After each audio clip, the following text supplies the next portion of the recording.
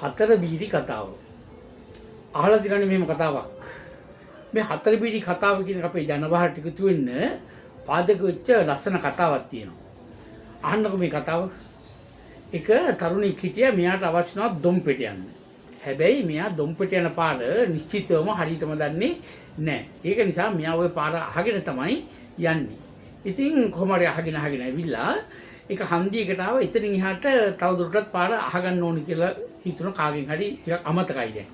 පස්සේ මෙයා පොඩ්ඩක් වටපිට බලනකොට අහල පහල වත්තක මිනිස්සෙක් වැඩ කරගෙන ඉන්නවා දැක්කා. පස්සේ මෙයා අර මිනිස්සු ළඟට ගිහිල්ලා ඇහුවා මේ දොම්පෙට යන පාර කොහෙන්ද කියලා. ඒ විලාවේ ඒ මිනිස්සයා මේ බත්තල පාත්‍යක් කොට තමයි හිටියේ. පස්සේ එයා හිතුවා එයාගේ කන් ඇහෙන්නේ නැහැ. එයා හිතුවා එයාගේ මේ බතල ගැන තමයි ඇහුවේ කියලා. එයා කිව්වා බතල නම් හොඳට බැහැලා තියෙන්නේ. තව ටිකක් ගලවන්න තියෙනවා. ඔක්කොම ටික ගලවලා දෙන්නම් කියලා කිව්වා. පස්සේදී අර පාර අහගෙන ආපු තරුණයා දැනගත්තා මෙයාගේ කන් ඇහෙන්නේ නැහැ කියලා. එයා මොකද කරන්නේ පොඩ්ඩක් වටපිට බැලුවා. තවත් කෙනෙක් ඉන්නවද මේ පාර ගැන අහගන්න කියලා. පස්සේ මෙයා බලනකොට තරුණයෙක් හරකෙක්ව දිගේලි කර ඉන්නවා දැක්කා.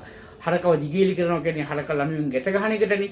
ඉතින් හරකෙක් ඔය ලණුවෙන් ගැට ගහ ඉන්නවා දැකපු තරුණයා එයාගේ ළඟට ගිහිල්ලා ඇහුවා මේ මල්ලි දොම්පිට යන පාර කොහෙන්ද කියලා. පස්සේදී ඒ තරුණයා කියනවා අර මල්ලි කියනවා මේ වැස්සි වණන් විකුණන්නේ නැහැ කිව්වා. මේ වැස්සියෙන් තව මොහොතට කිටි ගන්න පුළුවන්.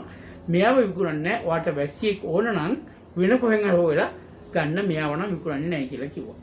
පස්සේ අර පාර අහගෙන ආපු තරුණයා දැනගත්තා මෙයාගේ කන් ඇහෙන්නේ නැහැ කියලා.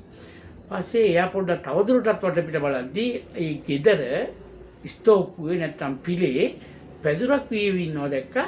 මේ ළමයින්ගේ අම්මා වගේ හිතෙන වයසක කාන්තාවක් පැදුරක් වීවි ඉන්නවා දැක්කා. පස්සේ අර පාර අහගෙන ආපු තරුණයා අර අම්මගේ ළඟට ගිහිල්ලා අහනවා අම්මේ මේ දොම්පෙට යන පාර කොහෙන්ද කියලා කිව්වා. පස්සේදී ඒ අම්මගෙත් කන් ඇහෙන්නේ නැහැ. ඒ අම්මා කියනවා පැදුර නම් ඉවරයි.